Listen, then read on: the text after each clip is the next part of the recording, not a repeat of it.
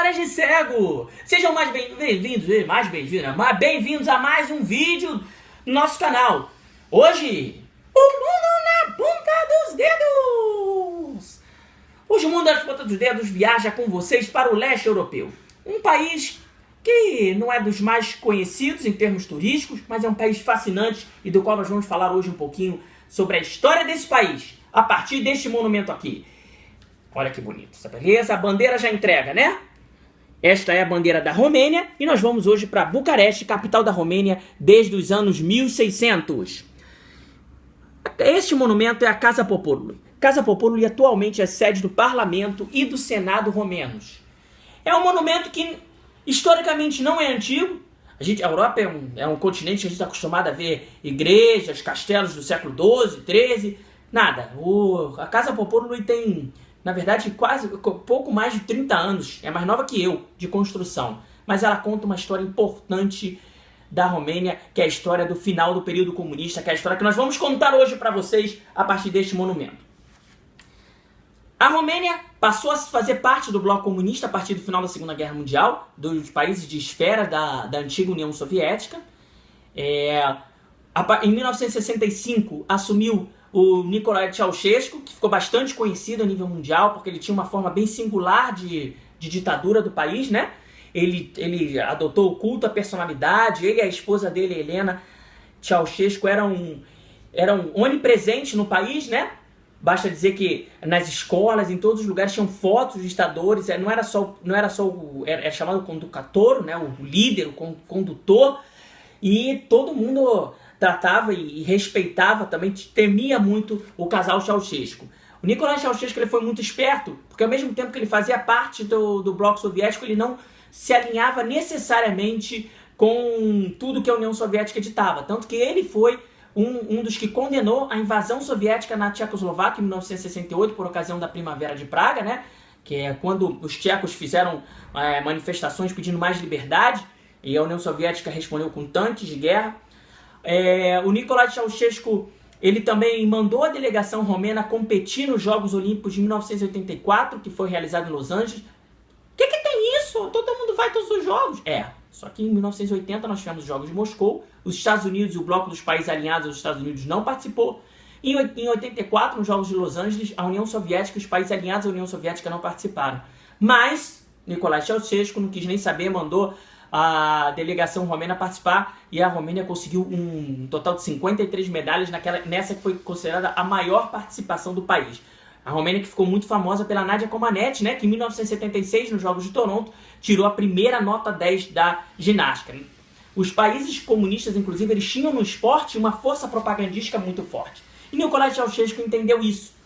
Então, a sua política de não alinhamento à União Soviética trouxe ele reconhecimento internacional. Tanto que em pleno comunismo, né, ele tinha uma ditadura na Romênia, mas ele foi recebido pela Rainha Elizabeth e ele foi recebido também pelo presidente Richard Nixon dos Estados Unidos. Só que Ceausescu, se por um lado ele foi inteligente, por outro ele talvez tenha perdido o trem da história. Bucareste era conhecida como a Pequena Paris. Até hoje Bucareste tem um Arco do Triunfo, nós vamos falar em outro vídeo, mas até pela arquitetura, né? Só que em 1980, no início da década de 80, Nicolae Ceausescu resolveu que ele ia construir o Grande Palácio. Este é o Grande Palácio de Nicolae Ceausescu. Nós estamos falando de uma construção de 270 metros de comprimento, 240 metros de largura, 86 metros de altura, 12 andares com 4 subsolos, incluindo um bunker para contra-ataque nuclear. São mais de 1.100 quartos. Gente, esse prédio é tão grande, que ele é considerado o segundo maior prédio do mundo em extensão. Perde, sabe para quê? Para qual? Este é o Pentágono. Sério, Departamento de Defesa dos Estados Unidos, Pentágono em Washington. Estou rodando ele, para vocês verem, ele é pesado demais essa miniatura, né? Na verdade, o Pentágono é considerado o maior prédio do mundo em área. Só que em área construída, vou botar um ao lado do outro para vocês verem bem, Casa Poporului ganha, porque a Casa Poporului não tem esse terreno aqui no meio, esse arborizado, né? Ela é maciça. Então, e é considerado o prédio mais pesado do mundo, a Casa Poporului. Imagina como é que fizeram essa estatística, mas tá lá. Vocês podem procurar na Wikipedia, tá The Heaviest Building on the World. Esse aqui Mas aí vocês perguntam, como que a Romênia, que não é um país rico, conseguiu construir um edifício tão grande? E aí que tá o cerne da história toda e como que a Casa Popului se liga ao final do regime comunista. Nicolae Ceausescu decidiu construir uma grande estrutura. Ele queria que fosse o Palácio Comunista. Começou em 1984 com 20 mil operários, 700 arquitetos, imaginem só. Ele decidiu que tudo seria construído na própria Romênia, não teria nada importado, mas com isso ele gastou todo o orçamento romeno. O país que já vivia em crise, né?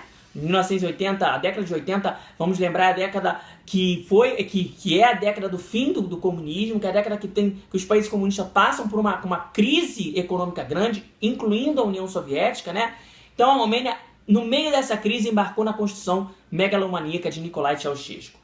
Começaram vários protestos na Romênia, a gente está falando de um país de 22 milhões de habitantes, que se estima que 2 milhões, ou seja, quase 10% da população era da Securitate, que é a polícia secreta, ou seja, o seu amigo do lado podia ser da polícia secreta, você está às vezes conversando na casa de noite, você faz uma piadinha de Ceausescu, no dia seguinte está a Securitate na sua casa te levando preso para interrogatório. Então era um país altamente vigiado e os romenos começaram a se cansar disso. Em 1987, Brasov, a cidade que era a cidade mais industrial da Romênia na época, assiste um grande movimento operário. E em 1989, dezembro, a gente vive uma época de transformação com a queda do Muro de Berlim, Mikhail Gorbachev abrindo a União Soviética politicamente, né, a Glasnost, depois a Perestroika. Só que Nicolae Ceausescu, como eu disse, perdeu o trem da história. Mikhail Gorbachev chegou a dizer a ele: Ceausescu, tá na hora, vamos lá, vamos sair enquanto é tempo, o mundo está mudando. Mas ele acreditou que com ele seria diferente. 16 de dezembro de 1989 marca o dia em que um reverendo húngaro foi destituído de suas funções e foi mandado para o interior. O que o reverendo húngaro está fazendo na Romênia? A Romênia, além de fronteira com a Hungria, a Romênia parte do seu território já foi parte da Hungria, né? E a cidade de Timișoara, que em húngaro chama Temesvar, foi uma parte também da Hungria, né? Boa parte do que é hoje a Transilvânia e outras regiões históricas da Romênia, como Banat, foram parte da Hungria em alguns momentos da história. Então é natural que a Romênia tenha uma minoria húngara em algumas de suas províncias, né? São os Județ. E Timișoara, os Județ e Timiș não é diferente. A gente tem uma minoria húngara grande e um desses reverendos tinha dado uma entrevista, o László Tokes, tinha dado uma entrevista para uma TV húngara criticando o regime de Ceausescu.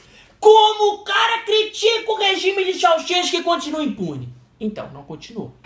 A Igreja Ortodoxa, que também era ligada ao regime de Ceausescu, destituiu o László de suas funções e mandou ele para o interior. Só que os fiéis cercaram a casa de László e falaram: daqui ele não sai.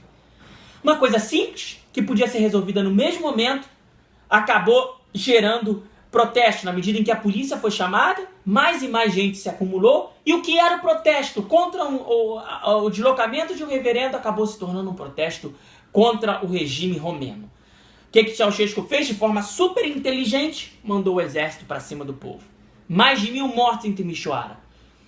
Os operários das cidades vizinhas foram convocados para ajudar no combate aos revolucionários, né? Mas vários operários, chegando em Timișoara, entenderam o que estava acontecendo e se transformaram em aliados da revolução. E aí a coisa começou a pegar fogo, minha gente. A cidade de Timișoara, que era na verdade a segunda maior cidade da Romênia, entrou em estado marcial. No meio do estado de toque de recolher, 30 jovens se puseram em frente à catedral ortodoxa da cidade. Eles estavam na mão com a bandeira romena, mas sem o escudo comunista. E pior, eles ousaram cantar uma canção que começava com acordes romenos de seu sono de morte. Esta canção, inclusive, agora é o hino nacional romeno, né? Deșteaptă-te roman din sonul cel de moarte, que é o hino romeno, mas na época era proibida pelo governo comunista. Como esses jovens ousaram, e eles estavam lá cantando Deșteaptă-te roman e tomando tiro. Quase todos foram feridos, muitos foram mortos, mas eles permaneceram em pé, sendo alvejados pela polícia. Claro que essas demonstrações não foram transmitidas na televisão estatal romena. Os romenos ficaram sabendo pelas transmissões de outros países. O que sim foi transmitido foi uma grande manifestação que Nicolae Ceausescu, mostrando-se senhor da Romênia e mostrando-se grande entendedor da situação, estrategista, ele convocou para Bucareste. Ele falou, quem está comigo, compareça à praça em frente à sede do Partido Comunista. Nós vimos no Brasil isso 4 anos mais tarde, quando o presidente Fernando Collor também pediu para os brasileiros saírem de verde e amarelo em defesa a ele. Na verdade, todo mundo saiu de negro e deu no que deu no impeachment do Collor, né? E o Nicolae Ceausescu chamou. E aí sim foi transmitido para a Romênia, né? Para toda a Romênia, ele lá na varanda do partido, da sede do Partido Comunista, começou a discursar: Estimates tovaras de România! Ele falava assim com a língua bem presa. E ele começou. Só que, ao contrário do que aconteceu, as pessoas na praça começaram a cantar: Jô Ceausescu! Jô Ceausescu! Jô Ceausescu! Que significa abaixo Ceausescu! E ele tentando falar. O ditador que tinha o poder na fala e nas mãos e no controle absoluto do país, de repente não conseguiu falar para uma multidão. Existe esse vídeo na internet. Procurarem o último discurso de Nicolae Ceausescu em 1989, vocês vão se deparar com ele diante da praça lotada, tentando falar, e a ridícula situação dele batendo: Olá, alô, a Cesare! Pedindo, ele falando assim para as pessoas como se fosse pai delas: fiquem quietinhos. E tá a mulher dele com uma voz super agradável: Linnster, como se estivesse falando com criança. Só que aí a revolta já tinha ido longe demais. O prédio onde o Ceausescu estava falando acabou sendo invadido por alguns manifestantes. Ele teve que fugir de helicóptero da sede do Partido Comunista. Ele foi para a cidade de Targoviste, onde ele foi julgado num julgamento que teve 2 horas de extensão, né?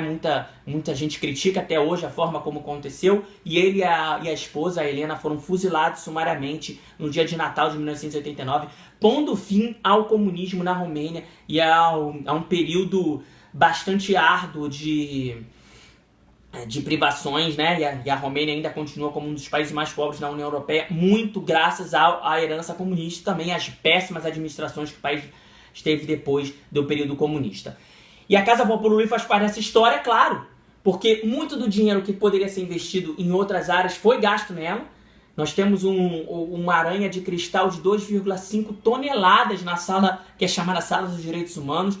Esse palácio não estava pronto em 1989, foi completado em 1997. Ele hoje abriga, né, como eu falei, o Senado, o Parlamento Romeno, 2 museus, e mesmo assim, boa parte de sua área continua sem uso, porque é um palácio muito grande, né? Dica cultural! Para quem quiser acompanhar a Romênia comunista, eu recomendo fortemente os livros da Herta Miller. Ela foi Prêmio Nobel de Literatura em 2009. Esse nome Herta Miller, né, não parece nenhum nome alemão, porque na verdade a Romênia, além de uma minoria húngara, como nós já conversamos, ela também possui uma minoria romena, ou uma minoria alemã, desde a Idade Média, né? Muitos alemães se estabeleceram, tanto que no que hoje é a Romênia, tanto que as cidades romenas possuem nomes alemães também. Cluj, por exemplo, é Klagenfurt, Sibyl Hermannstadt.